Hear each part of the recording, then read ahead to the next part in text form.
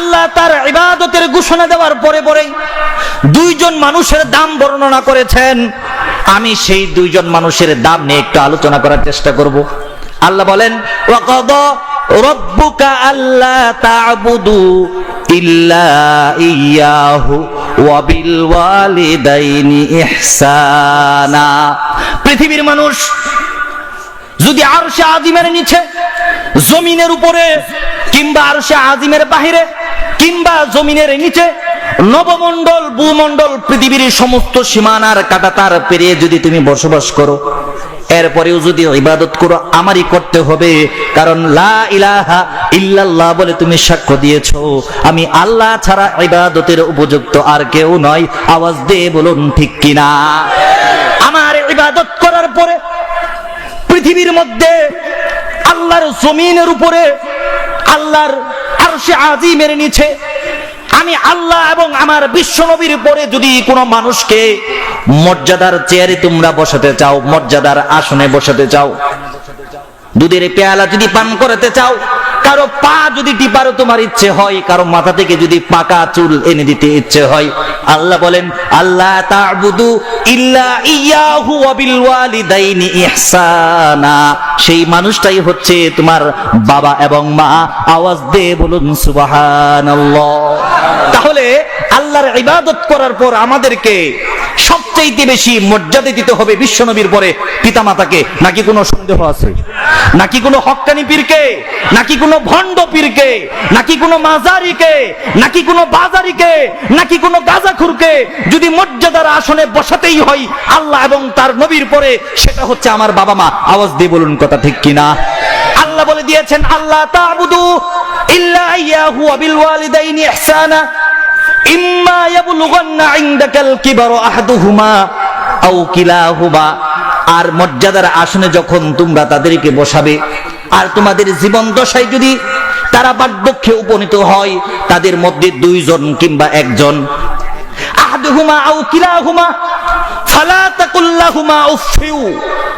মানুষ যখন বার্ধক্যের মধ্যে উপনীত হবে তখন তার শিশু সুলভ আচরণ হবে। বলেন তো, আমরা যারা যুবক আছি আমাদের কিন্তু চকলেট খাইতে ইচ্ছে করে না? এই যুবক, চকলেট খাইতে ইচ্ছে করে? যারা যুবক আছে তাদের লাঠি হাতে নিয়ে নাতিদের সাথে খেলা করতে ইচ্ছে করে না? যারা যুবক আছে হঠাৎ করে এদের শীতের দিনের পিঠা খাইতে ইচ্ছে করে না? যারা যুবক আছে এদেরকে হঠাৎ করে ওই খালা শাশুড়িকে দেখতে ইচ্ছে করে না, কারণ তার যৌবনের তাড়না, এই পাওয়ার, এই লোডি তো সে সহ্য করতে পারে না। আওয়াজ দিয়ে বলুন কথা ঠিক কিনা? আল্লাহ বলেন বাবা অথবা মা যখন বৃদ্ধ হয়ে যাবে, ফালা তাকুল লাহুমা উফফিউ।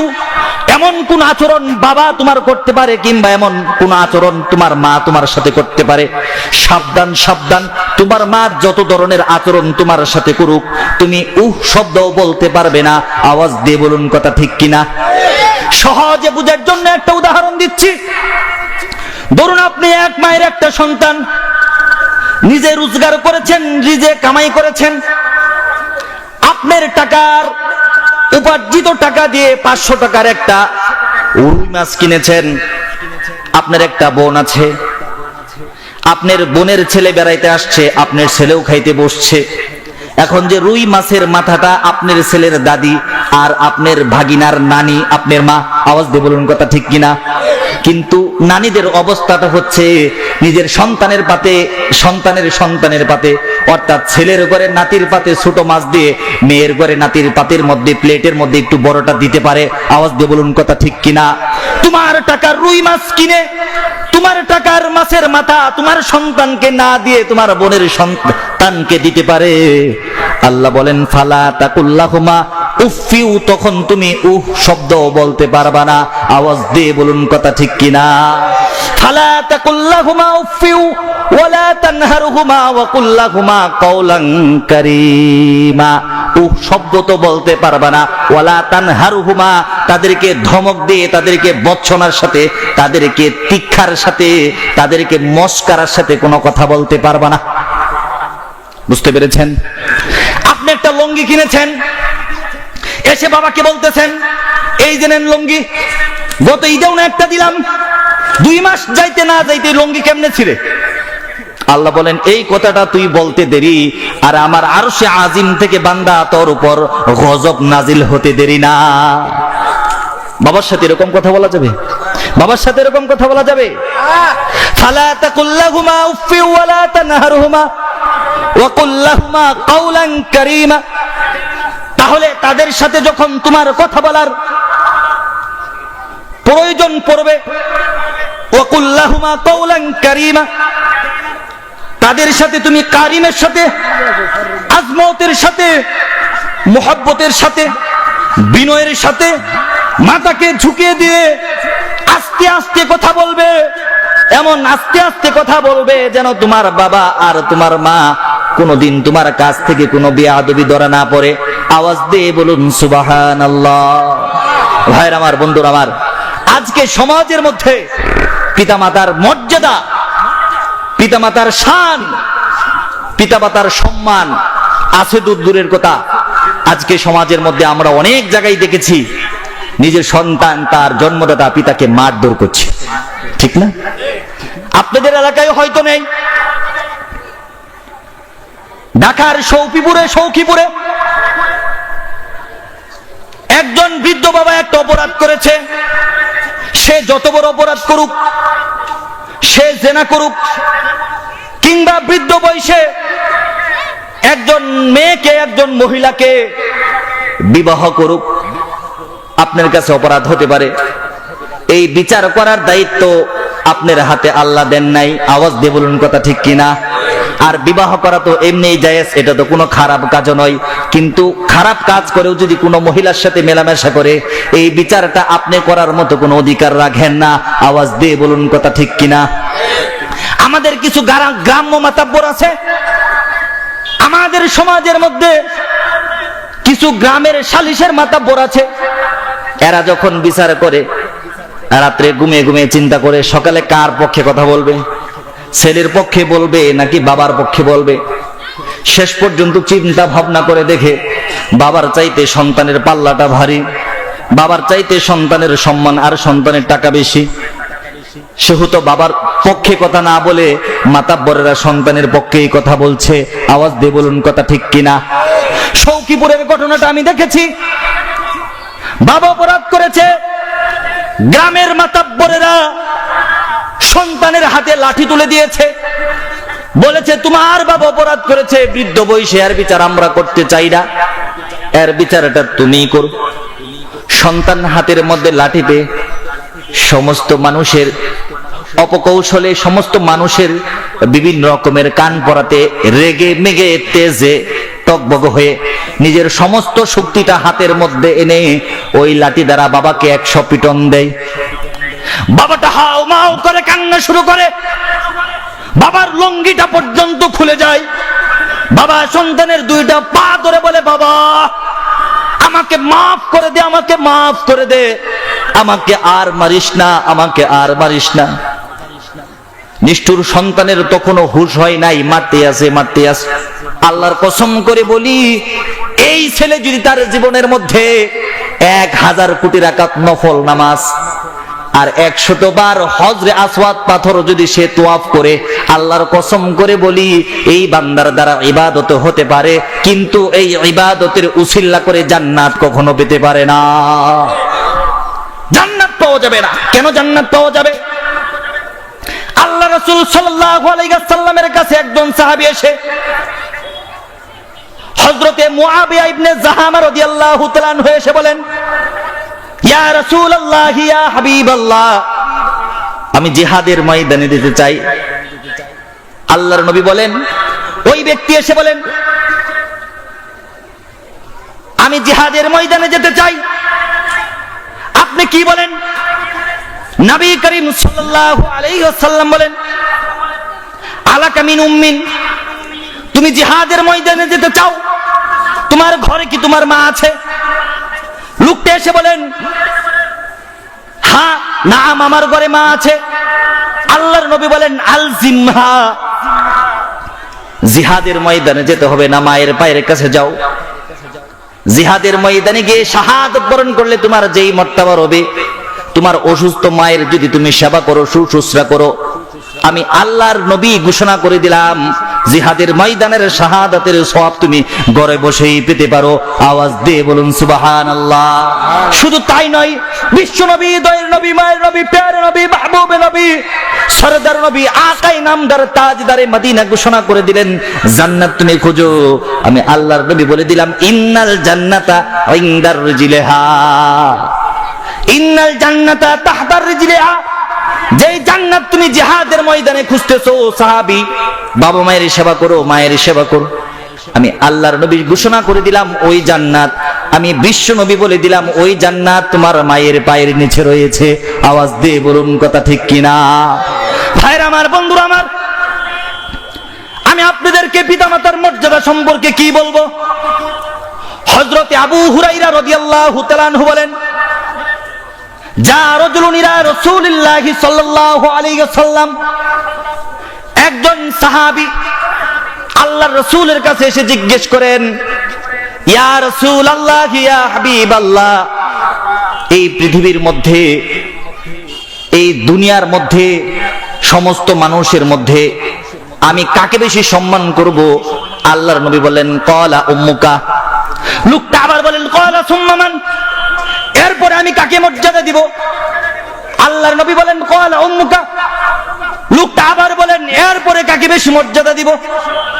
আল্লাহর নবী এরপরেও বলেন ক্বালা উম্মুকা।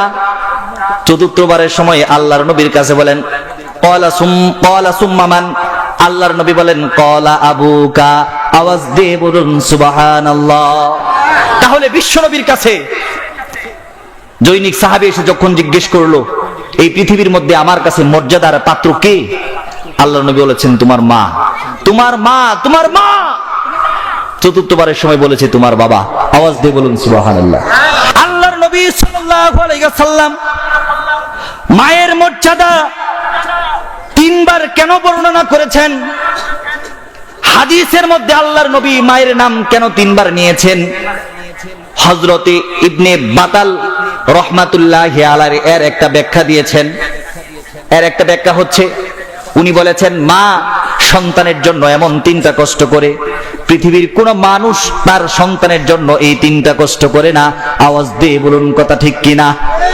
তিনটা কষ্ট মা করে, পৃথিবীর কোন মানুষ এই কষ্ট করে না, কোন বাবা এই কষ্ট করে না। এই জন্যই ইমাম বাতাল রহমাতুল্লাহি আলাইহি বলেছেন, এই জন্যই হাদিসের মধ্যে মায়ের নাম তিনবার নেওয়া হয়েছে। এক নাম্বার, মা একটা কষ্ট করে, এই কষ্ট পৃথিবীর কোনো মানুষ করে না। আল্লাহ রাব্বুল আলামিন সূরা লুকমানের 14 নম্বর আয়াতে বলেন ওয়াসাইনাল ইনসানা বিওয়ালিদাইহি হামালাতুহু উম্মুহু ওয়াহনান আলা ওয়াহনিন ওয়া ফিসালুহু ফি আমাইনি আনিশকুরুলি ওয়ালিওয়ালিদাইকা ইলাইয়াল মাসির। আওয়াজ দিয়ে বলুন সুবহানাল্লাহ। হযরত ইবনে বাতাল রাহমাতুল্লাহি আলাইহি বলেন মা সন্তানের জন্য এমন একটা কষ্ট করে যেটা বাবা করে না। সেটা হচ্ছে হামালাতুহু উম্মুহু, যখন কোন মা তার সন্তানকে একটা বোঝার মতো করে পেটের মধ্যে 10 মাস 10 দিন গর্ভে ধারণ করে, এই ধারণটা কিন্তু বাবা করে না। আওয়াজ দিয়ে বলুন কথা ঠিক কিনা? গভীর রজনী হয়ে গেছে, সন্তান নিয়ে ঘুমোচ্ছে, বাবাও পাশে ঘুমিয়েছে, হঠাৎ করে সন্তান মায়ের পেটের মধ্যে একটা লাথি দিয়েছে। লাথি দেওয়ার পরে মার ঘুম জাগ্রত হয়ে গেছে, মার চোখের মধ্যে পানি। বাবা জাগ্রত হয়ে বলে ওরে সখিনা, তোমার চোখের মধ্যে পানি কেন? এবার চোখটা মুছে ফেলে মুচকি হেসে বলে আমার স্বামী, আমার চোখের মধ্যে কোনো কষ্টের পানি নয়, আমি যখন ঘুমিয়েছিলাম তখন তোমার বাবা আমার পেটের মধ্যে একটা লাথি দিয়েছে, ওই লাথির কারণে আমার চোখের মধ্যে পানি চলে এসেছে। আওয়াজ দিয়ে বলুন সুবহানাল্লাহ। আমাদের সমাজের কিছু মানুষ আছে, আমরা যখন মাকে অল্প টাকা দিয়ে কোনো সেবা করতে পারি, যখন কোনো ভালো খাবার দিতে পারি, যখন কোনো ভালো পোশাক দিতে পারি, তখন আমরা গর্বের সাথে মনে করি মনে হয় আমার মায়ের সেবা যত্ন আমি করে শেষ করে দিয়েছি। আওয়াজ দিয়ে বলুন কথা ঠিক কিনা? কোনদিন মায়ের সেবা যত্ন করে শেষ করার মতো নয়। আল্লাহ রাসূল সাল্লাল্লাহু আলাইহি ওয়াসাল্লামের সামনে একজন সাহাবী এসে বলেন, ইয়া রাসূলুল্লাহ, ইয়া হাবিবাল্লাহ, আমি তো আমার মায়ের মর্যাদার হক আদায় করে দিয়েছি, আমার মায়ের হক আমি আদায় করে ফেলেছি। রাসূল আকরাম সাল্লাল্লাহু আলাইহি ওয়াসাল্লাম বলেন, সাহাবী, নিজের মাকে ওইভাবে দেখতে পারি নাই। দুতমা হালিমাতুস সাদিয়া এখনো উনি যেই রাস্তা দিয়ে আসেন আমার কাছে আসার পরে আমার নিজের মাথার রুমালটা আমি হালিমাতুস সাদিয়ার পায়ের নিচে বিছিয়ে দেই। আর তুমি বলো তুমি মায়ের সেবা যত্ন করে শেষ করে ফেলেছো, মায়ের হক তুমি আদায় করে ফেলেছো। সাহাবী, বিষয়টা কি আমাকে একটু বলো। আল্লাহর নবী, আমার মা বিগত 10 বছর ধরে ঘরের মধ্যে পড়ে আছে, আমার মায়ের সমস্ত হক সমস্ত সেবা আমি করে থাকি। আল্লাহর নবী, আমার মা হঠাৎ করে আমাকে বলে, বাবা 10 বছর আমার সেবা তুমি করেছো, কিংবা এর চাইতে একটু কম বা বেশি, আমি তোমার প্রতি সন্তুষ্ট বাবা। আল্লাহর কাছে দোয়া করি আল্লাহ তোমাকে জান্নাত দিবে, তোমার কাছে আমার শেষ একটা আবদার রয়েছে। সন্তান বলে, মা শেষ আবদার আমার কাছে, বলো দেখি কি তোমার আবদার। এবার মা বলে সন্তানকে, শোনো বাবা, তোমার কাছে আমার একটা আবদার, সেটা হলো আমি বাইতুল্লাহ শরীফ জিয়ারত করতে চাই, আমি হজ করতে চাই। আল্লাহর নবী, আমার বাড়ি থেকে প্রায় কয়েকশো মাইল দূরে মক্কা, আমার মাকে আমি একটা ঝুড়ির মধ্যে ভরে আমি মাথার মধ্যে নিয়েছি, কয়েকশো মাইল রাস্তা পাড়ি দিয়েছি, মক্কা শরীফের মধ্যে নিয়ে গিয়েছি। হজরে আসওয়াদ পাথর আমি মায়ের ঠোঁটের সামনে ধরেছি। মক্কা শরীফটাকে আমি, কাবা শরীফটাকে আমি 7 বার প্রদক্ষিণ করেছি। মা কোথায়? বলেন, মা কোথায়? সন্তানের মাথায় আল্লাহর নবীর চোখ দিয়ে জল এসে যায়। বলেন, তারপরে তুমি কি করেছো? এরপরে মিনায় গিয়েছি, এরপরে মুজদালিফায় গিয়েছি, এরপরে আরাফার ময়দানে গিয়েছি। হজের সমস্ত হুকুম আহকাম পূরণ করে আবার কয়েকশো কিলোমিটার পথ অতিক্রম করে মাকে নিয়ে বাড়িতে এসেছি। আমার মা বাড়িতে এসে 2টা হাত আকাশের দিকে তুলে আমার জন্য দোয়া করেছে, সন্তান আমি তোমার প্রতি খুশি হয়ে গিয়েছি, আল্লাহ যেন তোমার প্রতি খুশি হয়। আল্লাহর নবী চোখের জল ছেড়ে দিয়ে বলেন, সাহাবী রে, তোমার মা তোমার প্রতি খুশি, এতে তুমি জান্নাত পাবা নিশ্চিত, কিন্তু মায়ের হক তুমি 1000 ভাগের 1 ভাগ আদায় করতে পারো না। মায়ের হক তুমি আদায় করতে পারো নাই। শুধু তাই নয়, মায়ের যেই সেবা তুমি করেছো সেটা নজিরবিহীন। এই সেবার পাশাপাশি তোমার শরীরের সমস্ত চামড়া কেটে যদি তোমার মায়ের পায়ের নিচে বিছিয়ে দাও, এই পায়ের নিচের চামড়া দিয়ে তোমার মা যদি সারা জীবন আগুনের মধ্যে, পানির মধ্যে, রোদের মধ্যে, মরুভূমির মধ্যে হাঁটে, তোমার চামড়া গলে গলে যদি পানি হয়, আমি বিশ্ব নবী বলে দিলাম, এরপরেও বান্দা তুমি বিশ্ব নবী আমি বলে দিলাম, তোমার মায়ের হক আদায় করে শেষ করতে পারবা না। আওয়াজ দিয়ে বলুন সুবহানাল্লাহ। তাহলে মায়ের হককে আদায় করা সম্ভব। একজন সাহাবী মায়ের হক আদায় করে শেষ করতে পারে নাই। বিশ্ব নবী সাল্লাল্লাহু আলাইহি ওয়াসাল্লাম নিজের জীবনের সবচাইতে দামি সম্পদগুলো দিয়ে মায়ের সেবা করে গিয়েছেন। দুধ মায়ের সেবার জন্য নিজের মাথার পাগড়ি খুলে দিয়েছেন। আর কি দেওয়ার আছে? এরপরেও মায়ের হক আদায় করে শেষ হওয়ার নয়। আওয়াজ দিয়ে বলুন কথা ঠিক কিনা? আওয়াজ দিয়ে বলুন কথা ঠিক কিনা? কেন কেন কেন? সূরা লুকমানের 14 নম্বর আয়াতে যে আল্লাহ বলেছেন, হামালাতহু উম্মুহু, কারণ তোমার মা তোমাকে গর্ভে ধারণ করেছে, এই কারণেই তুমি মায়ের হক আদায় করে শেষ করতে পারবে না। মায়ের হক আদায় করে শেষ করার নয়। এরপরে মায়ের আরেকটা গুণ আছে, আরেকটা গুণ হচ্ছে মায়ের প্রসব ব্যথা। আওয়াজ দিয়ে বলুন সুবহানাল্লাহ। মায়ের যখন প্রসব ব্যথা শুরু হয়েছে, মায়ের বয়স তখন মাত্র 15-16 বছর, সে নিজেও একটা বাচ্চা। আওয়াজ দিয়ে বলুন কথা ঠিক কিনা? এই মায়ের প্রসব ব্যথা শুরু হয়েছে, ছটফট শুরু হয়ে গিয়েছে। কখনো বাথরুমে যায়, কখনো প্রস্রাবখানাতে যায়, কখনো বসে, কখনো দাঁড়ায়, কখনো শুয়ে থাকে, কখনো বসে থাকে। চোখ দিয়ে পানি আসে, আল্লাহর কাছে নফল নামাজ পড়ে, আল্লাহ আমার ব্যথাকে তুমি লাঘব করো। এরপরেও কিন্তু মায়ের সন্তান প্রসব হয় না। শুধু তাই নয় ভাইরা আমার, বন্ধুরা আমার, আমি দেখেছি, আমি শুনেছি, দুনিয়ার মধ্যে অনেক মা আছে যারা সন্তান প্রসব করতে গিয়ে নিজের কাপড় চোপড় পর্যন্ত নষ্ট করেছে, 2 বার 3 বার প্রস্রাব করেছে, পায়খানা করেছে, বমি করেছে একাধিকবার, এরপরেও সন্তান প্রসব করার ব্যথা তার শেষ হয় না। আওয়াজ দিয়ে বলুন কথা ঠিক। এত বেশি প্রসব ব্যথা সহ্য করার পরেও আমরা মায়ের সাথে যারা বেয়াদবি করি, মায়ের সাথে যারা নাফরমানি করি, আমাদের মতো কুলাঙ্গার এই পৃথিবীতে আর কেউ হতে পারে না। আওয়াজ দিয়ে বলুন কথা ঠিক কিনা। আমাদের মা আমাদের উপর যত ইহসান করেছেন, 3 নাম্বার আরেকটা ইহসান করেছেন, সেটা হচ্ছে সূরা বাকারার 233 নম্বর আয়াতে আল্লাহ বলেন, ওয়াল ওয়ালিদাতু ইউরদি'না আওলাদাহুন্না হাওলাইনি কামিলাইনি লিমান আরাদা আন ইউতিম্মার রাদা'a। আওয়াজ দিয়ে বলুন সুবহানাল্লাহ। আল্লাহ বলেন তোমার মা তোমার কাছে যেই তৃতীয় ইহসানটা করেছে, ইবনে বাতাল বলেন 3 নাম্বার যে কষ্ট তোমার মা তোমার জন্য করেছে সেটা হয়েছে 2 বছর বয়স পর্যন্ত তোমার প্রস্রাব সহ্য করেছে, তোমার পায়খানা সহ্য করেছে। বিশেষ করে হামালাতহু উম্মুহু, বিশেষ করে ওয়াল ওয়ালিদাতু ইউরদি'না আওলাদাহুন্না হাওলাইনি কামিলাইনি। আল্লাহ রাব্বুল আলামিন সূরা বাকারার 233 নম্বর আয়াতে বলেছেন 2 বছর পর্যন্ত তোমাকে দুধ পান করিয়েছে। এই কষ্টটা কেউ করে নাই, কেউ করে নাই, তোমার বাবা করে নাই। এই জন্য আল্লাহ পাক রব্বুল আলামিন তোমার বাবার চাইতে তোমার মায়ের মর্যাদাকে 3 গুণ বাড়িয়ে দিয়েছেন। আওয়াজ দিয়ে বলুন সুবহানাল্লাহ। কত বড় ইহসান করেছেন আমাদের মা আমাদের উপর, আমাদের মা আমার উপর কত বড় ইহসান করেছেন। সম্মানিত হাজরিন, একজন বাচ্চা দিনে অন্তত ডাক্তারের হিসেবে 8 বার দুধ পান করে। কয়বার দুধ পান করে? প্রত্যেকবার অন্তত সে 250 গ্রাম দুধ পান করে। এতে বোঝা যায় একজন বাচ্চা মায়ের স্তন থেকে প্রত্যেক দিন 2 কেজি দুধ পান করে। কয় কেজি? 2 কেজি দুধ প্রত্যেক দিন যদি পান করে, তাহলে পরিপূর্ণ 2 বছরে একটা সন্তান 36.5 মণ দুধ পান করে। আলহামদুলিল্লাহ বলে। 36.5 মণ দুধ তুমি মায়ের স্তন থেকে পান করেছো।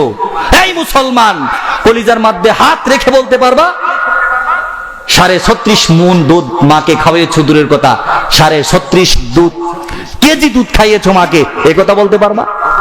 তুমি কেমন সন্তান, কেমন সন্তান তুমি? মায়ের এত দুধ তুমি পান করেছো, এরপরে মাকে এত দুধ খাওয়ানোর তোমার সুযোগ হয় নাই। শুধু তাই নয়, মাকে দুধ খাওয়ানোর সুযোগ তো তোমার হয় নাই, সেই সাথে সাথে তুমি কি করেছো? তুমি কমলা এনেছো, তুমি আপেল এনেছো, সেটা মায়ের হাতে দেওয়ার মতো যোগ্যতাও তোমার নাই, ঠিক কিনা? সেটা মায়ের হাতে দেওয়ার মতো যোগ্যতাও আল্লাহ তোমাকে দেয় নাই। ভয়ে ভয়ে এসে বউয়ের কাছে দিয়ে বলো, আম্মারে একটা দিস। আম্মারে একটা কেমনে দিব? নিজেরই তো হয়ে আসে না। নিজে তো খাইছে 4টা, বাচ্চার জন্য রাখছে 5টা, এরপরে 6টা রাখছে, 3টা পড়ছে, আর 3টা কোন রকমে বাপের বাড়িতে পাঠাতে পারছে। আওয়াজ দিয়ে বলুন কথা ঠিক কিনা? নিজেরই তো হয় না, মাকে দিবে কখন? এই জন্য এই পৃথিবীতে মায়ের চাইতে বাবার চাইতে বড় সম্পদ হইতে পারে? বড় সম্পদ হইতে পারে? বড় সম্পদ হইতে পারে না। মায়ের পাশাপাশি আমাদের জীবনকে গড়ার জন্য নিজে কখনো রৌদ্রে পুরে, কখনো রিকশায় পুরে, কখনো ঠেলা গাড়িতে পুরে, কখনো গার্মেন্টসে পুরে আমাদের এই জীবনকে যিনি বড় করে দিয়েছেন তিনি হচ্ছে আমার বাবা। তিনি কে? তিনি কে? তিনি হচ্ছেন আমাদের বাবা।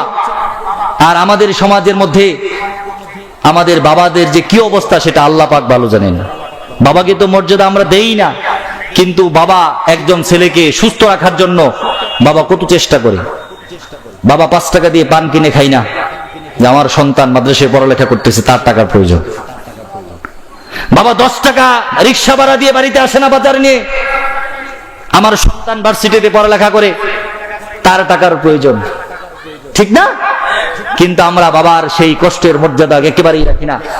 বিশেষ করে আজকে যারা আমরা ভার্সিটি পড়ুয়া লেভেলের ছেলে আছি, আমরা বাবার কষ্ট তো একটুও বুঝি না। আমরা মনে করি বাবা আমাকে 2 লাখ টাকা দিয়ে মোটরসাইকেল কিনে দিল না কেন?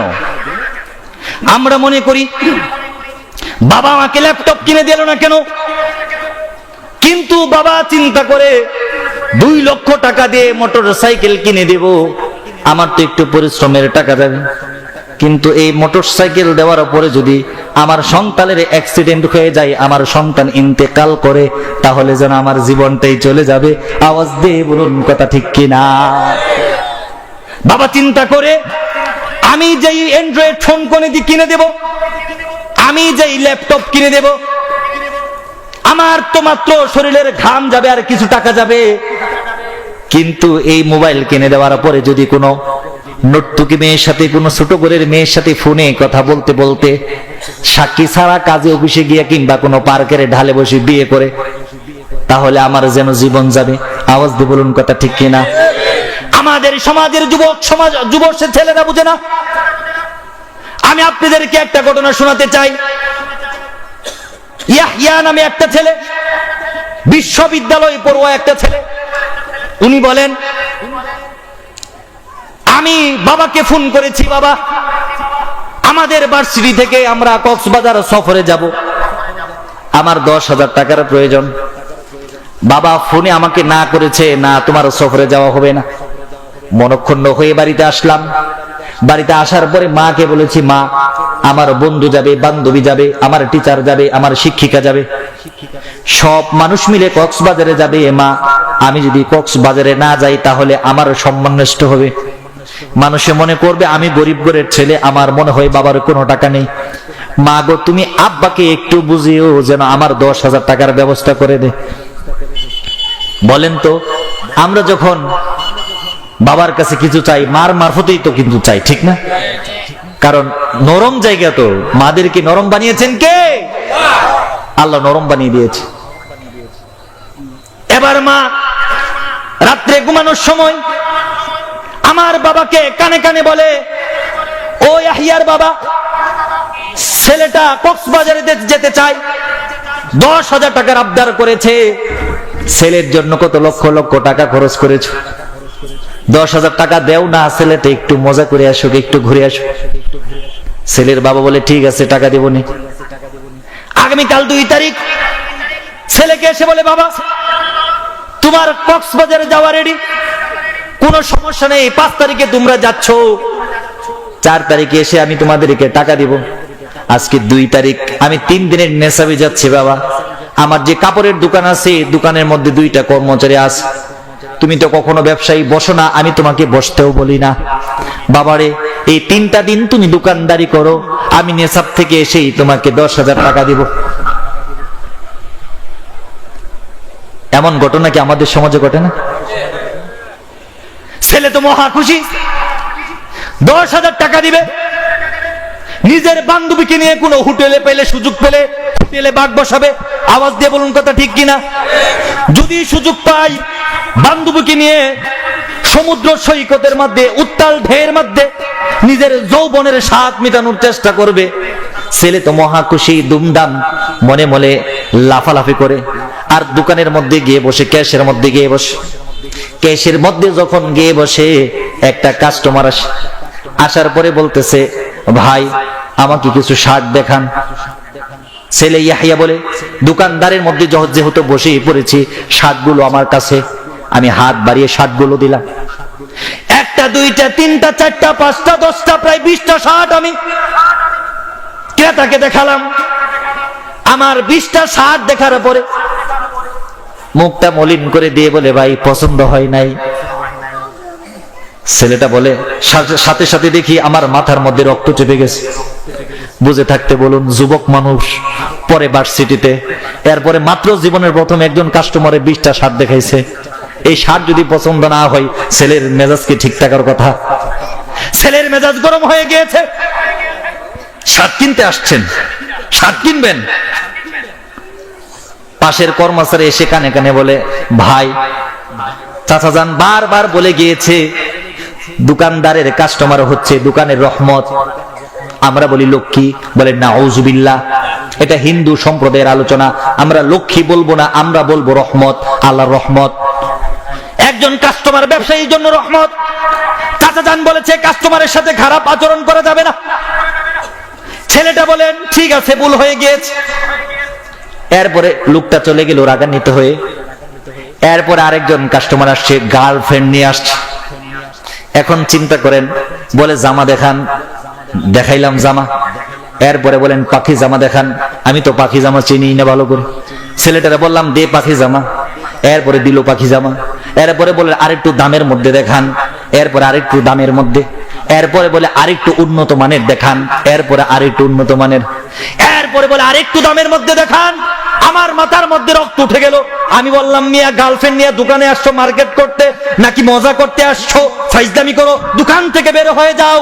ছেলেটা আবার আমার কানে কানে এসে বলেন ভাই মাপসাই, কাস্টমার তো কত ধরনের হয়ে থাকে, কখনো গার্লফ্রেন্ড নিয়ে আসবে, কখনো বয়ফ্রেন্ড নিয়ে আসবে, কখনো মা নিয়ে আসবে, কখনো টাকা নিয়ে আসবে, কখনো টাকা ছাড়া আসবে, কিন্তু কাস্টমারের সাথে কোনোদিন খারাপ আচরণ করা যাবে না। আওয়াজ দিয়ে বলুন কথা ঠিক কিনা? ছেলেটা একদিন দোকানদারি করতে করতে মাত্র 2-3 হাজার 4 হাজার টাকার বেচা কিনা। যখন সন্ধ্যা হয়ে গেল আরেকজন ভদ্র মহিলা আসলো, বলল বাবা শাড়ি দেখাও। এখন বলেন তো আমাদের সমাজের মেয়েদের কি মার্কেটে গেলে পেট ভরে নাকি? মার্কেটেতে যাই রে আপা, মার্কেটেতে যাই, জাতমানকুল সবই গেল, ইমান রাখা দায়। মার্কেটেতে গিয়ে আপা জুড়ে চাপা মারে, পুরুষেরা সন্তান নিয়ে পিছে পিছে ঘুরে। এতদিন দেখছি আমি পুরুষেরা করছে গিয়ে হাট, এখন দেখি ম্যাডাম ফুলি চয়েস করে শার্ট। উপরে কাটা নিচে ফাটা গাই দিয়ে জামা, এই জামা আনছে নাকি বিদেশ ফেরত মামা। আওয়াজ দিয়ে বলুন কথা ঠিক কিনা? আরে বৃদ্ধা বেটি মেকআপ মেরে হয়ে যায় সেরি, শয়তান কত করে আমি শাশুড়ি আম্মা মনে করি। আওয়াজ দিয়ে বলুন কথা ঠিক কিনা? সন্ধ্যা হয়ে গেল, এবার সন্ধ্যার সময় মাগরিবের আজান দিচ্ছে। মহিলা 10টা 20টা শাড়ি দেখার পরে একটা 2000 টাকা দামের শাড়ি পছন্দ করেছে। এবার বলেছে বাবা এই শাড়িটা প্যাকেট করে দিয়ে দেও, তোমার আঙ্কেল যেদিন বেতন পাবে, বেতন পাওয়ার পরে টাকা দিয়ে যাব। বলেন তো কাস্টমার যখন দোকানে আসে মুখের মধ্যে হাসি থাকে, কিন্তু যখন দোকান থেকে চলে যায় তখন লাইট দিয়েও তাকে খুঁজে পাওয়া যায় না। ছেলেটা রাগ হয়ে গেল, সারাদিন হলো বেচা কিনা মাত্র 4-5 হাজার টাকা। এখন সন্ধ্যাবেলা আইছে বাকির জন্য, কারো বাকি দিতেছি। আওয়াজ দিয়ে বলুন কথা ঠিক কিনা? না না আন্টি, মাগরিবের আজান দিচ্ছে, সন্ধ্যার সময় বাকি দেওয়া যাবে না। তাছাড়া আব্বা গিয়েছে জামাতে, আমার বাকি দেওয়ার কোনো রাস্তাই নেই। 1 দিন 2 দিন 3 দিন দোকানদারি শেষ হয়ে গেল। ছেলে চিন্তা ভাবনা করলো, 3 দিনে আমি 15 থেকে 20 হাজার টাকা সেল করেছি, 15 থেকে 20 হাজার টাকা আমি বিক্রি করেছি। 15 থেকে 20 হাজার টাকা বিক্রি করার পরে আমি শিক্ষিত মানুষ, আমি বুঝে গিয়েছি 15 হাজার টাকার মধ্যে হয়তো মাত্র 3 থেকে 5 হাজার টাকা লাভ হয়েছে, এর বেশি নয়। আওয়াজ দিয়ে বলুন কথা ঠিক কিনা? 3 দিন পরে ছেলের মাথার টনক লড়ে গেল। হাই রে হাই করলাম কি, 10 হাজার টাকা বাবার কাছে আবদার করলাম, 10 হাজার টাকা দেখি আবদার করলাম। 10 হাজার টাকা ইনকাম করতে বহু সময় লাগে। বাবা এরই মধ্যে জামাত থেকে চলে আসছে, রাত বাজে 9টা। ছেলেটা তার পরের টেবিলের মধ্যে মাথার মধ্যে হাত দিয়ে দিয়ে ভাবে হাই রে হাই করলাম কি, 3 হাজার টাকা উপার্জন করতে পারলাম না 3 দিনে। আর বাবা সারা জীবন দোকানদারি করে, সকাল 8টার সময় যা, রাত্রি 12টার সময় আসে। আমি যখন কলেজে পড়েছি, যখন বাবার কাছে টাকা চেয়েছি, বাবা কোনোদিন বলে নাই আজকে বেচা কেনা হয় নাই, বাবা কোনোদিন বলে নাই আজকে ব্যবসা খারাপ, বাবা কোনোদিন বলে নাই আজকে সেল হয় নাই, বাবা কোনোদিন বলে নাই আজকে টাকা নাই। বাবা শুধু বলেছেন বিকাশ নাম্বার দে। আওয়াজ দিয়ে বলুন কথা ঠিক কিনা? ছেলেটা টেবিলের মধ্যে মাথা দিয়ে চিন্তা করে না না না, 10 হাজার টাকা আমি বাবার কাছ থেকে নেব না। কিন্তু বাবা তো না শুরু বান্দা, যখন দোকান থেকে আসছে, দোকান দিয়ে আসছে, আসার পরে ক্যাশের মধ্যে 15 হাজার টাকা, ওই 15 হাজার টাকা থেকে 10 হাজার টাকা একটা বান্ডিল করে নিয়ে আসছে। আসার পরে হাসি খুশিতে, বলেন তো বাবার সন্তানের কাছে এসে কত মধুর করে হাসি দেয়। আওয়াজ ঠিক? পৃথিবীতে কত মানুষের হাসি দেখেছি, বাবার মতো হাসি কোনোদিন দেখি নাই। পৃথিবীতে কত মানুষের শাসন দেখেছি, বাবার মতো শাসন কোনোদিন দেখি নাই। এবার বাবা এসে 10 হাজার টাকার বান্ডিলটা ইয়াহিয়ার পড়ার টেবিলের মধ্যে ছেলে দিয়ে পিঠের মধ্যে হাত দিয়ে বলে বাবা এই তো তোমার কক্সবাজারের টাকা। আমি টাকার বান্ডিলটা হাতে দিয়েছি, এইটা তো ওই টাকা, এইটা তো ওই টাকা, এটা তো প্যান্ট বেচা টাকা, এটা তো লুঙ্গি বেচা টাকা, এটা তো শার্ট বেচা টাকা। এই 1 হাজার টাকা বিক্রি করতে আমাকে কত পরিশ্রম করতে হয়েছিল। এবার বাবার হাত ধরে কবর করে দিয়েছে, বলে আল্লাহ ও আল্লাহ, বাবা রে আমি তোমার কাছে টাকা চাই না, এত পরিশ্রমের টাকা আমি নিতে চাই না। বাবা ধমক দিয়ে দিয়ে বলেন, এই বেয়াদব, বলিস কি, কিসের টাকা, কিসের পরিশ্রম, সারা জীবন তোকে দিয়ে গিয়েছি, কিয়ামত পর্যন্ত দিব বাবা, তুই আমার একমাত্র সন্তান, তোকে না দিলে আমি কাকে দেব? এই তো টাকা, তোর টাকা বাবা, আল্লাহর কসম, ওয়াল্লাহি মনের মধ্যে একটু কষ্ট নাই, আমি তোকে না করেছিলাম। ছোট মানুষ, কক্সবাজারে যাবি, পানিতে যদি পড়ে যাস, আগুনে যদি পড়ে যাস, তোকে যদি কোনো হাইজাকারে ধরে, কোনো ডাকাত সন্ত্রাসী যদি তোকে হত্যা করে, বাবা আমি নিঃস্ব হয়ে যাব বাবা, এই জন্যই তোকে মোটরসাইকেল কিনে দেই না, এই জন্যই তোকে মোবাইল কিনে দিতে চাই না, এই জন্যই তোকে কক্সবাজারে পাঠাইতে চাই না। বলেন, ছেলের তো এখন মাথা জাগ্রত হয়ে গেছে, আওয়াজ দিয়ে বলুন কথা ঠিক কিনা? এখন ছেলে বাবার পিছনে পিছনে হাঁটতেছে, বাবা খাবার টেবিলে গিয়ে বসছে, মা খাবার দিয়েছে, এখন ছেলেটা কাঁদতে কাঁদতে খাবার টেবিলে বসছে, মা খাবার দিচ্ছে, ছেলের প্লেটেও খাবার দেওয়া হয়েছে, বাবার প্লেটেও খাবার দেওয়া হয়েছে। যখন খাবার দেওয়া হয়েছে, ছেলে কাঁদতেছে, ছেলে বলতেছে, বাবা, ও বাবা, 3 দিন দোকানদারি করেছি, 3000 থেকে 5000 টাকা লাভ করতে পারি নাই, তোমার সারা দিনের পরিশ্রম, দোকান ভাড়া দিয়ে 2টা শ্রমিক খাটিয়ে 10,000 টাকা আমাকে দিতে চাও?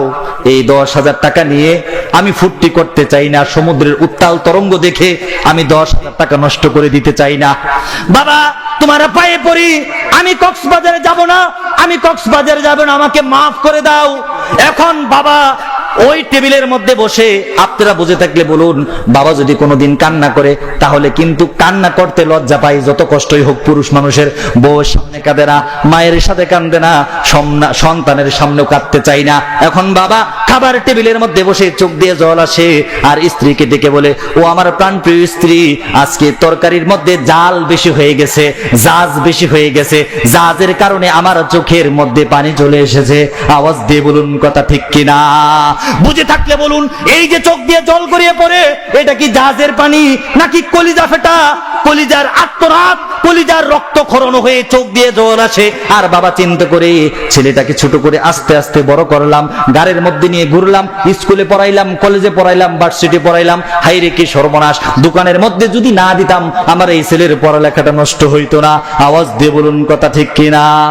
আমাদের বাবারা আমাদেরকে এইভাবেই মহব্বত করে। ও যুবক, তোমাদের পায়ে ধরে বলি, 2টা হাত ধরে আমাকে অদা করে দাও, বাবার কাছে কোনোদিন অপ্রয়োজনীয় কোনো টাকা, কোনো পয়সা, কোনো মোবাইল, বাবাকে জুলুম করে, আল্লাহর দোহাই দিয়ে তোমাদেরকে বলছি, বাবাকে জুলুম দিয়ে কোনোদিন কেউ বাবার কাছে অপ্রয়োজনীয় জিনিস চাইবে না। কে কে রাজি আছো? 2 হাত তুলে আমাকে দেখাও। আল্লাহ তাআলা সকলকে কবুল করুন, বলেন আল্লাহুম্মা আমিন। ছেলেটা সর্বোচ্চ পড়ালেখা করেছে, ঢাকা বিশ্ববিদ্যালয় থেকে অনার্স করেছে, পড়ালেখা শেষ হওয়ার পর একটা চাকরিও হয়েছে। বাবাকে বলেছে, বাবা আমার ভালো একটা অফিসার পদে চাকরি হয়েছে, এখন 10 লক্ষ টাকা লাগে। বাবার কাছে 10 টাকাও নাই। বাবা বলে, বাবা তোমার চাকরি হয়েছে, 10 লক্ষ আর 20 কোটি টাকার কোনো ব্যাপার না, আমার জীবনের যত দাম, আমার ঘর বাড়ির যত দাম, সবকিছু দিয়ে দিয়ে আমি তোমার চাকরি নিয়ে দিতে রাজি আছি। আওয়াজ দিয়ে বলুন কথা ঠিক কিনা? বাবা বলেন, টাকা 10 লক্ষ আমি দেব। বাবার ঘরের যেই সম্পদ ছিল, ঘরের একটা কুটুরি রেখে, একটা রুমের জায়গা রেখে, সমস্ত জায়গা বিক্রি করে দিয়ে, মায়ের সমস্ত গয়না বিক্রি করে দিয়ে সন্তানকে বড় একটা চাকরি নিয়ে দিয়েছে। বাস্তব ঘটনা বলে যাই, কক্সবাজারের ঘটনা বলে যাই, ওই বাবার নাম ছিল আব্দুল কাদির। বাবার নাম কি? বাবা যখন সন্তানকে চাকরি নিয়ে দিয়েছে, এখন এই ছেলে বড় অফিসার। গ্রামের যারা ধনাঢ্য লোক আছে, শহরের যারা বড় বড় অফিসার আছে, আপনারা বুঝে থাকলে বলুন, আমাদের সমাজের মধ্যে যারা মেয়ে বিয়া দেয়, তারা কিন্তু এখন বর্তমানে বাপ দেখে বিয়া দেয় না, বাবা দেখে বিয়া দেয় নাকি? দেখে ছেলে কি চাকরি করে, বেতন যদি 50,000 হয়, তাহলে উপরি কামাই আছে কয় হাজার। আওয়াজ দিয়ে বলুন কথা ঠিক কিনা? বড় কাছে আইসা বলতেছে, আরে খালাম্মা, ছেলে তো বিশাল বিশাল, ছেলে কি করে? তো যাই করুক নাই করুক, চাকরি করে, পিয়ন পোস্টে চাকরি, থাকলে কি হইব? বেতন তো 18,000, কিন্তু উপরি কামাই মাসে প্রায় 3 লাখ। নাউজুবিল্লাহ। এখন এই ছেলে যে চাকরি হয়েছে বড়, এখন একজন বড় অফিসার দেখছে যে ছেলে তো খুব ভালো মানের ছেলে, এই ছেলের মেধা ভালো, ঢাকা বিশ্ববিদ্যালয়ের ছাত্র, অচিরেই তার প্রমোশন হবে, লক্ষ লক্ষ কোটি কোটি টাকা সে ইনকাম করতে পারবে, এই ছেলেকে হাতছাড়া করা যাবে না। বলল, ছেলে তোমার বাড়িতে কে আছে? বলে, স্যার আমার বাড়িতে কেউ নাই, আমার বাড়িতে শুধু আমার বাবা আছে আর আমার অসুস্থ মা আছে, আর কেউ নাই। বলতেছে ঠিক আছে, তোমার মা বাবাকে আমার সাথে দেখা করতে বলো। এখন দেখা করতে বলছে আমার মেয়ে আছে একটা, আমার একমাত্র মেয়েকে আপনার একমাত্র ছেলের কাছে বিয়ে দিতে চাই। সুবহানাল্লাহ বলেন। বিয়ে তো শুভ কাজ, ঠিক না? বিয়ে তো হয়ে গেছে। এখন বিয়ে হয়ে যাওয়ার পরে নিয়ম মতো, নিয়ম মানার জন্য তার মেয়েকে শ্বশুর বাড়িতে পাঠাইছে।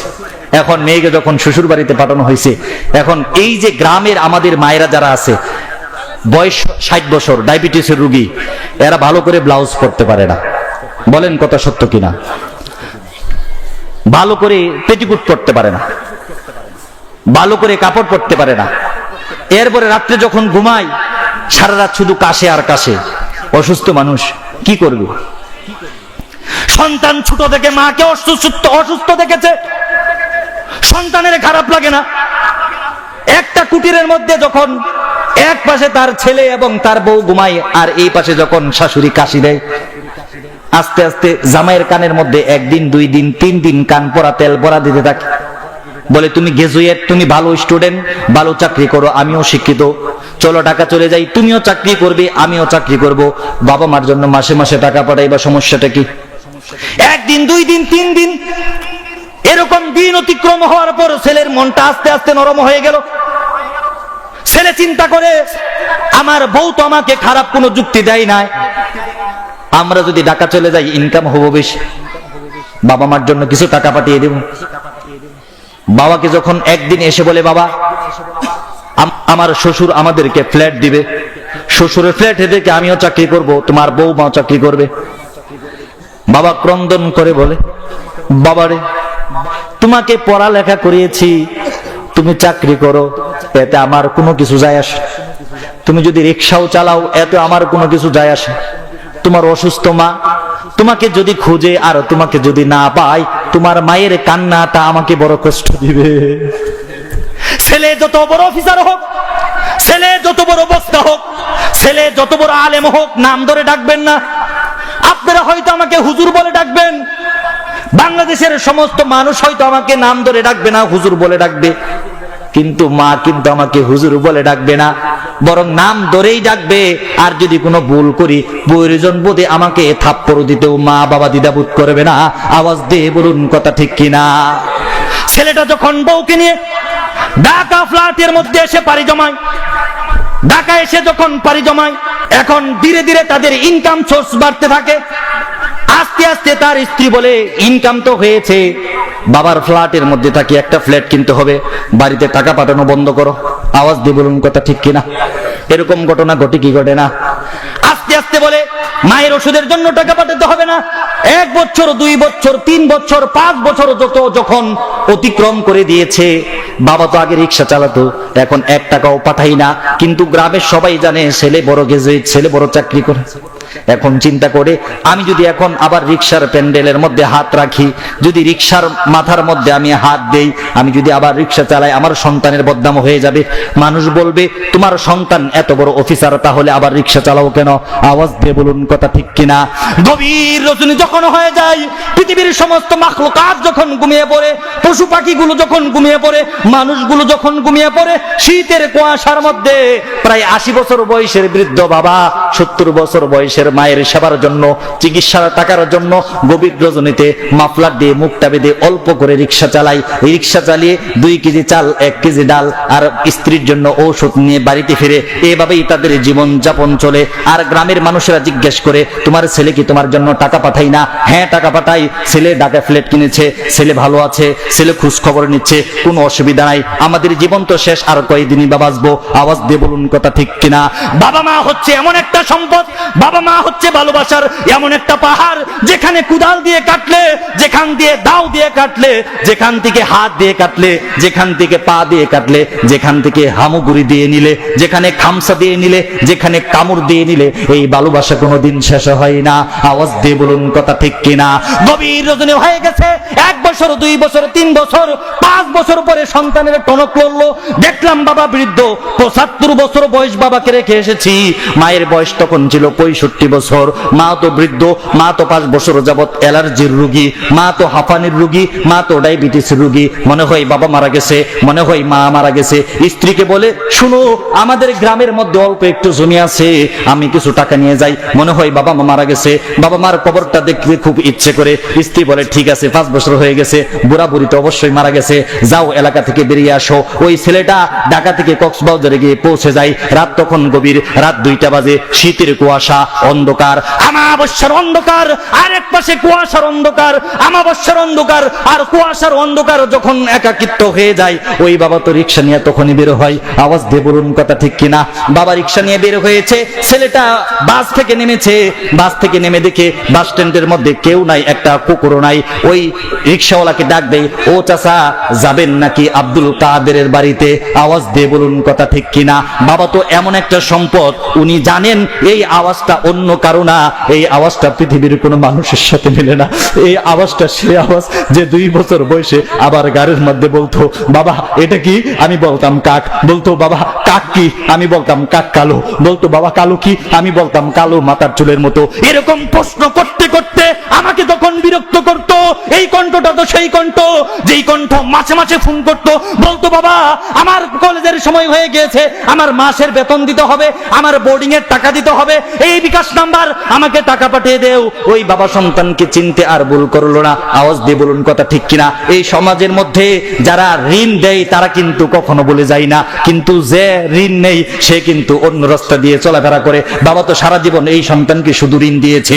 ছোটবেলা ছাগল ছিল, ছাগল বিক্রি করে প্রাইমারি স্কুলের টাকা দিয়েছে, এরপরে গরু ছিল, এসএসসি পাস করিয়েছে, এরপরে জমি ছিল, জমি বিক্রি করে বিশ্ববিদ্যালয়ে ভর্তি করিয়েছে, এরপরে ঘরের বাড়ি ছিল, মায়ের গয়না ছিল, সবকিছু বিক্রি করে সন্তানের চাকরির ব্যবস্থা করেছে। যখন সব ব্যবস্থা হয়ে গেল, এরপরে সন্তানের জন্য বাবা নিস্তব্ধ হয়ে গেল। এখন সেই ঋণদার এসেছে, এখন সেই ঋণগ্রস্ত ছেলে এসেছে। যখন বলেছে, চাচা যাবে নাকি আব্দুল কাদেরের বাড়িতে, তখন কোমরের মাফলারটা ছিল, উনি বুঝে ফেলেছেন এটা তো কোনো সাধারণ প্যাসেঞ্জার না, এটা তো জমিদার প্যাসেঞ্জার। যেই জমিদারের জন্য আমি গাবি বিক্রি করেছিলাম, যেই জমিদারের জন্য আমি ছাগল বিক্রি করেছিলাম, যেই জমিদারের জন্য স্ত্রীর গয়না বিক্রি করেছিলাম, যেই জমিদারের জন্য আমি ঘর বিক্রি করেছিলাম, এই তো সেই জমিদার বাবু এসেছে। এখন মাফলারটা খুলে মুখটা বন্ধ করে বলে, বাবা যাবো আব্দুল কাদেরের বাড়িতে, চলেন দেখে আমার রিক্সায়। এখন অফিসার বাবার রিক্সার মধ্যে উঠে গিয়েছে। বাবা তো বৃদ্ধ, 80 বছর বয়স হয়ে গিয়েছে। এখন বাবার সাথে আলাপ করতে করতে ছেলে যাইতেছে, বাবা বৃদ্ধ হয়ে গেছে, রিক্সার ফ্যান্ডেল, তখন তো আর অটো রিক্সা নাই, আস্তে আস্তে রিক্সাটা চলে, আর ছেলেটা পিছনে পিছনে বসে, আঙ্কেল আপনার কি কোনো ছেলে নাই? আপনি এত রাত্রে রিক্সা চালান কেন? বাবা বলে, বাবা আমার একটা ছেলে ছিল, অফিসার হয়ে গিয়েছে, এখন আমার খোঁজ খবর নেই না। বলে, কাকা বলেন কি, এমন কুলাঙ্গা সন্তান দেশে আছে নাকি? ওই সন্তানের কপালের মধ্যে জাটা দিয়ে পিটান না কেন? বাবা বলেন, বাবা আমি তাকে জাটা দিয়ে পিটাবো কেমনে, আর তার কপালের মধ্যে আমি চুমাই দিব কেমনে? আমি তো তার দেখাই পাই না, সে তো আমার খোঁজ খবরই নেয় না। এক কথা দুই কথা চলতে চলতে ছেলে রাগ উঠে যায়। মাত্র 2 কিলোমিটার পথ, আধা ঘন্টা হয়ে গেছে, এখনো রিক্সা সামনের দিকে আগে না। একেতে বয়স বেশি, আরেকেতে দুর্বল, আরেকেতে শীত, আরেকেতে শরীরে পোশাক নেই। এরকম ক্লান্ত 80 বছরের বাবা একটা টাইগারের মতো একটা ছেলেকে রিক্সাটা নিয়ে যাওয়া কি সম্ভব? এক কথা দুই কথা বাপ ছেলের আলাপ চলাচারি শুরু হয়ে গেল। কেন রিক্সা চালান? আপনার কি কোনো সন্তান নেই? একটা সন্তান ছিল, তার কপালে জাটা মারেন না কেন? তার কপালে জাটা মারবো কি করে, আর কপালের মধ্যে চুমুই দিব কি করে? তারা দেখাই তো আমি পাই না, তারা দেখাই তো আমি পাই না। এরকম ভাবে যখন বাবা ছেলের কথা শুরু হয়, বাবার মনের মধ্যে আবার একটা খুশি জাগে। বাবা তো হচ্ছে সেই পাহাড়ের মতো, নিজের বিসর্জন দিয়ে হলেও একটু খুশি হওয়ার চেষ্টা করে।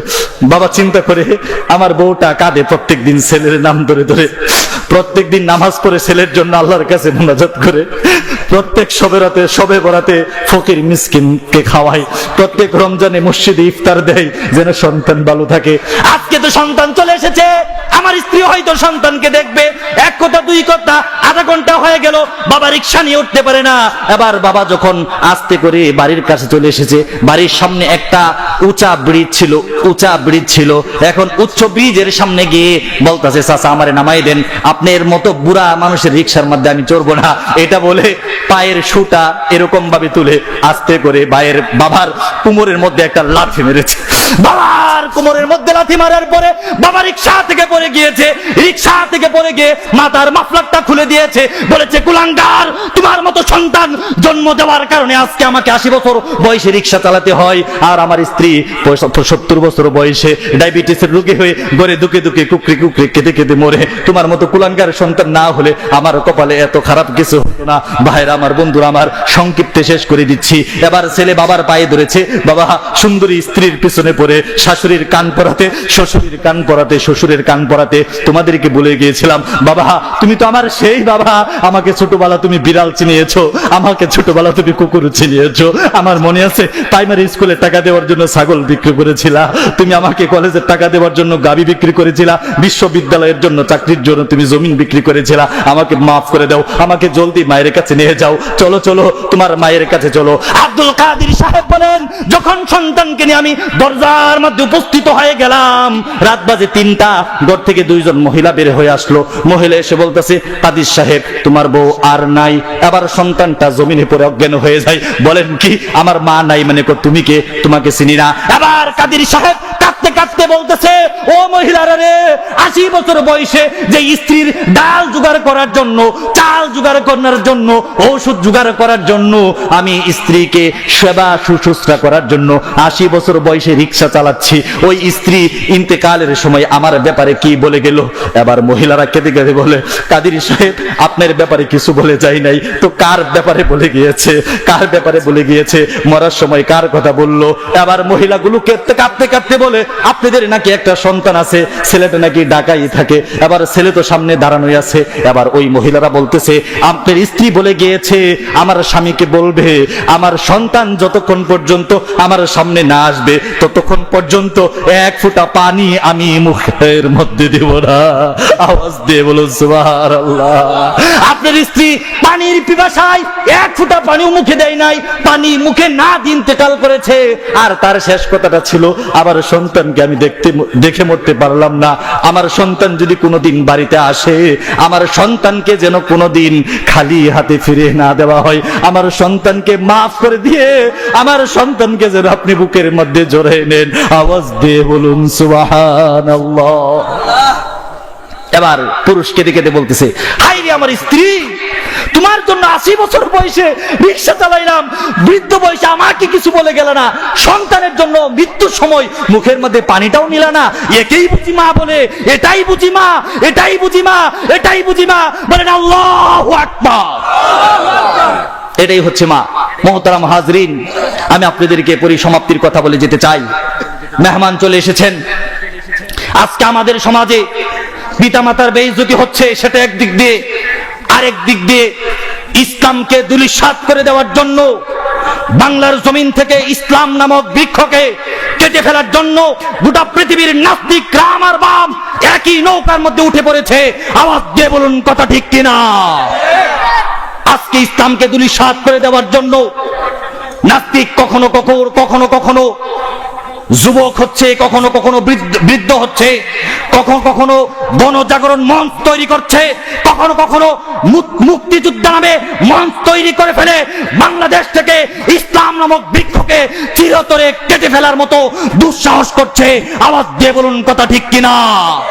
কখনো কখনো আলেমদেরকে রাজাকার বলছে, কখনো কখনো আলেমদের গার মটকে ফেলার মতো দুঃসাহস করছে, কখনো কখনো আলেমদেরকে আলিফ বা তা সা জিম হা খা শেখাচ্ছে। আওয়াজ দিয়ে বলুন কথা ঠিক কিনা? কখনো কখনো আল্লামা মামুনুল হক, জুনায়েদ বাবুনগরী এবং মুফতি ফয়জুল্লাহ দামাত বারকাতুহুম মাদ্দাজিল্লাহুল আলিয়ার বিপক্ষে মিথ্যা ষড়যন্ত্র মামলা করছে। আওয়াজ দিয়ে বলুন কথা ঠিক কিনা? আমি তোমাদেরকে বলতে চাই, তোমরা ভেবেছো আল্লামা মামুনুল হককে, জুনায়েদ বাবুনগরীকে, মুফতি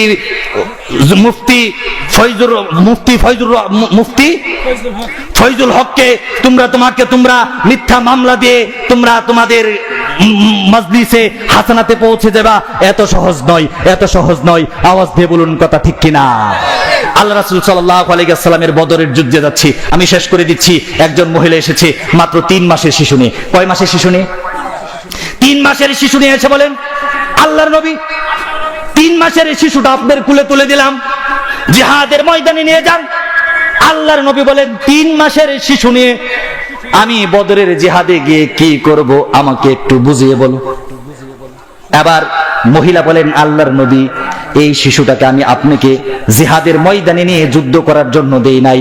নাস্তিক বেঈমান যখন আপনার বুকের মধ্যে তীর নিক্ষেপ করবে, আমার সন্তানটাকে ডাল হিসেবে আপনার বুকের মধ্যে ধরে দিবেন।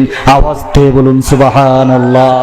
আমি আপনাদেরকে বলতে চাই, এই 2-3 দিন পরে 17 তারিখ আসলে আমারও একটা সন্তান আছে, প্রথম সন্তান, ছেলে সন্তান। আল্লাহর কসম করে বলি, নাস্তিক মুর্তাদের বিরুদ্ধে যদি কখনো আল্লামা জুনায়েদ বাবুনগরী কিংবা আল্লামা মামুনুল হক জিহাদের ঘোষণা করে, আমার সন্তানটাকেও আল্লাহি ওয়াল্লাহি, আল্লাহর কসম করে বলে দিলাম, আমার সন্তানটাকেও আমি মামুনুল হকের বুকের সামনে যুদ্ধের ডাল হিসেবে দিয়ে দিতে রাজি আছি। এরপরে বাংলার জমিনে ইসলাম আছে, ইসলাম ছিল, ইসলাম থাকবে। আওয়াজ দিয়ে বলুন কথা ঠিক কিনা? কে কে নিজের জান, নিজের মাল, নিজের সন্তান, নিজের সম্পদ দিয়ে হলেও ইসলামকে দেশের বুকে টিকে রাখতে চান? আমাকে 2 হাত তুলে দেখান। নারায়ে তাকবীর। আল্লাহ পাক সকলকে কবুল করুন। সকল বলেন আল্লাহুম্মা আমিন। আসসালামু আলাইকুম ওয়া রাহমাতুল্লাহি ওয়া বারাকাতুহু।